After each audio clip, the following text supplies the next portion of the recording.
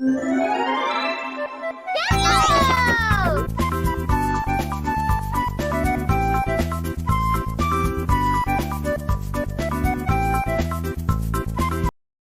the near end of 9th edition, Games Workshop began dropping trailers about several things to come.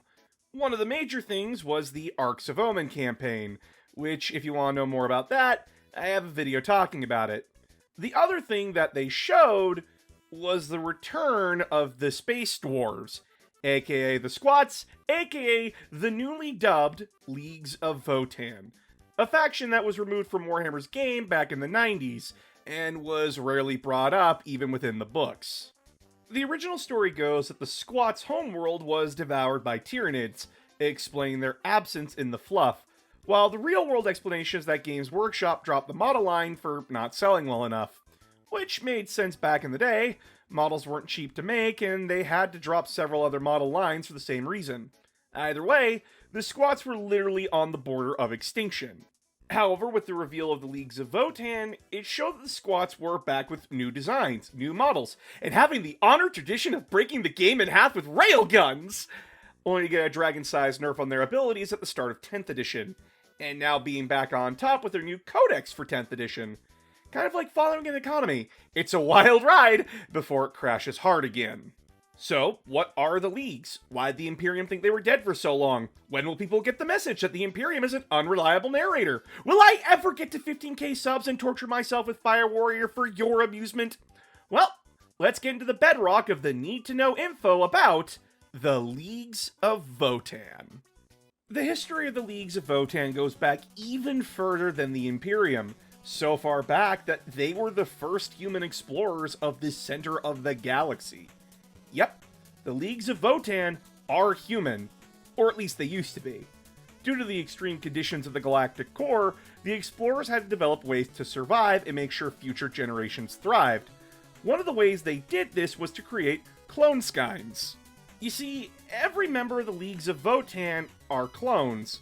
The clone skynes allow for genetic manipulation and selection, to not only make each of the Votann's people unique, but also to produce generations of explorers that could survive the intense gravity wells and planets of the galactic core, making the future generations have denser bone structures and stronger muscles, along with other adaptations to help with the dramatic changes to their bodies. With this technology and their general isolation from the events of the galaxy, the Leagues of Votann slowly began to form. The people that would make the Leagues started to form what they called holds and trade routes between planets, and develop new technologies to help survive and thrive within the galactic core, all of which became eventually what we know as the Leagues. During this time of isolation, the Leagues avoided most major galactic disasters, such as events like Old Night, where the old human empire fell, the birth of Slaanesh, the Great Crusade, the Horus Heresy, and your extremely awkward high school dance. It's okay. You can be safe with the knowledge that they don't know what you did. Though, this doesn't mean they avoided or were totally immune to the consequences. The Leagues, of course, would encounter threats like orcs and Tyranids, and this is actually why the Imperium thought the Squats were extinct. They thought the League colony that they had been trading with was the entire race of the Votann, and when that colony got wiped out, the Imperium just never bothered to learn more. But the one event the Leagues of Votann couldn't ignore was the Great Rift splitting the galaxy in half. You see, the Great Rift went right through the center of the galaxy, and when that happened, major League holds were swallowed up by the massive warp tear, and major trade routes were severed instantly, leading to the Leagues of Votann having to finally leave the galactic core en masse to find new worlds to set up shop on, explaining why now of all times that the Leagues are being seen more and more throughout the galaxy. Now we have their general background out of the way, let's talk about the League's culture. The Leagues of Votann are a very interesting group in 40k. For one, where other factions like the Imperium abhor sentient AI, the League see their sentient robots as not only friends, but family. Meaning that when interacting with the Leagues of Votann, you'll see robotic kin just walking around, living their lives. So in the argument of clankers versus people, the Leagues say clankers are friends. Sorry, Helldivers, the dwarves will be adding to your misery soon enough. Switch liberty! Another huge aspect of their culture is their ties to their ancestors.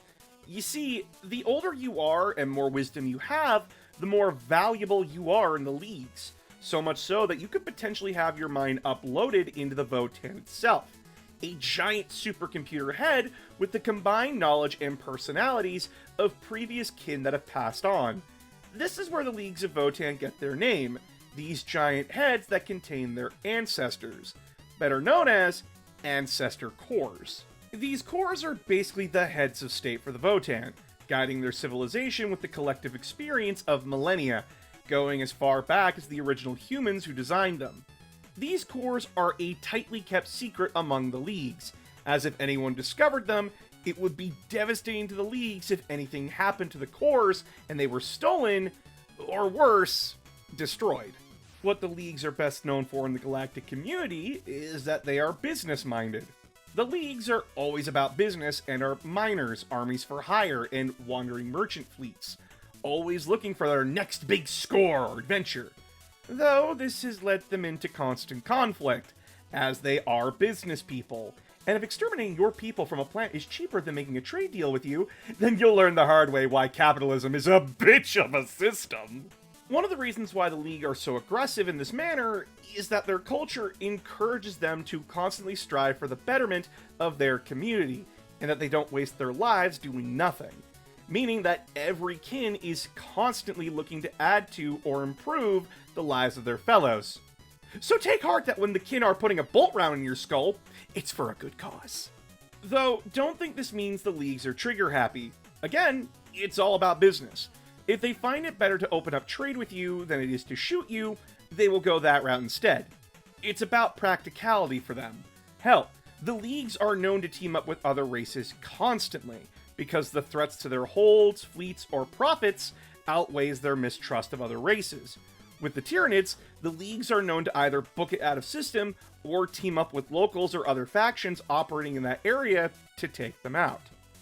Now, that's out of the way, who are the major sub-factions within the Leagues of Votann? The Leagues of Votann have 5 notable sub-factions among them. The Greater Thurian League are basically the poster boys for the League, much like the Ultramarines are for the Space Marines. They boast the largest fleets and territories of the League, and are currently fighting the forces of Chaos to retake many lost holds and worlds. They have the named character Uthar the Destined, who is a big figure in their society who is uniting many League groups to join him in a campaign to find his great destiny. Next is the Trans-Hyperion Alliance, a network of holds and fleets that are known more for being explorers and adventurers, as well as being more faith-driven than other kin, as they have a strange religious fascination with their ancestors. Other kin groups see them as weird and wasteful, as they make strange offerings to their ancestors, though none can argue that they don't get results, and further enrich the Leagues with their efforts. After that is the Ymir Conglomerate, a smaller group than the rest, but their territory boasts high bounties of resources, and their groups have some of the most elite crafters, laborers, and soldiers among the kin. They are the sub-faction that was most willing to work with outsiders, even before the Great Rift split the galaxy in half. The Conglomerate was known for trading with other alien empires like the Eldar, Imperium, and even the Tau. It's actually theorized that the Leagues and Tau traded ion weapons and rail cannons, which could explain why the factions have similar weaponry. So if that's true, thanks, Ymir! Next up is the Irani Sutor Regulates. They are the most stubborn and self-reliant part of the Leagues. They are incredibly conservative with their resources, to the point of minimalism, and they will never walk away from a fight. Their extreme stubbornness and minimalist attitude has led to countless speculations as to why they act this way, whether it be secrets that no one can know about, or just being too stubborn to admit that their holdings aren't worth it. No one really knows, but they are known for their extreme loyalty to one another, and have one of the best armed and armored armies out of the kin. Last but not least is the new Cronus Hegemony. They are the new kids on the block compared to the other groups, being less than a millennium old. They are known for being far more aggressive than other kin, to the point where they have outright attacked rival clans of kin or other empires for resources. Though, when it comes to invading forces like orcs, chaos, and tyranids, with the Cronus hegemony having the aggressive attitude that they do, many kin are happy to have them along for the ride. The Leagues of Votann aren't without problems. They, much like other Warhammer dwarves, hold intense grudges, which makes them seem incredibly petty to other races. Even a perceived slight is enough for some kinholds to hold a grudge and go to war over. They are also fairly paranoid.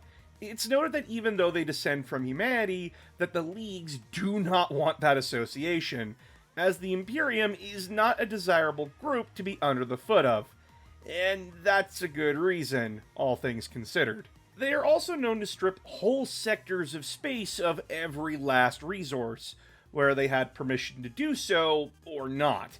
Meaning that they take what they want, when they want, and don't care who it hurts so long as they ensure the survival and advancement of their people, which makes other factions view them with distrust or wariness when teaming up with them, or when forming trade deals. Even worse for the Leagues, their ancestor cores are breaking down. As with any computer, the amount of saved data on their memory banks is causing the computers to overload and slow down, meaning that where the ancestor cores could once give you advice in literal milliseconds, now it takes decades or even centuries for a core to spit out an answer or create new generations of kin. As a faction in 40k, they are a welcome breath of fresh air. They started out as a faction in game that punished the opponent's army for killing League units, but their new books changed their playstyle to a more take-and-hold style of gameplay. They start out by being super aggressive and wanting to take objectives fast by pushing your opponent for being on objectives, then switching to hold your ground style of gameplay by being tougher while holding said objectives themselves. This makes the Leagues of Votann a great army to start out with if you want to get into 40k, as they now have a solid roster of ranged and melee units. Though the Space Dwarves got canned all the way back in the second edition of 40k, their return and redesign have been pretty welcomed by the majority of the community. Tons of old beers rejoice that they could play their dwarves once more. Yeah, sure, they had a rocky start with being overpowered rather than underpowered for a bit, but now it's looking like smooth digging for the Leagues of Votann. If you want a genuinely fun faction with the smallest amount of fluff to learn about right now to get yourself into the universe, the Leagues are your boys. When we come back, we'll be talking about the very interesting event that led to the Imperium finding out that the Tau always learn from their mistakes. We will be covering the events of the Forge World campaign, known as Taros. And if you want to say on what we cover for any upcoming need-to-know videos, subscribe to my Patreon.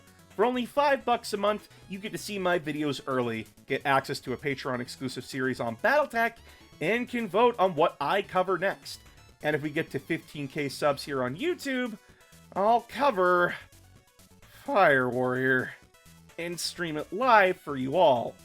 So until then, I'll see you all next time.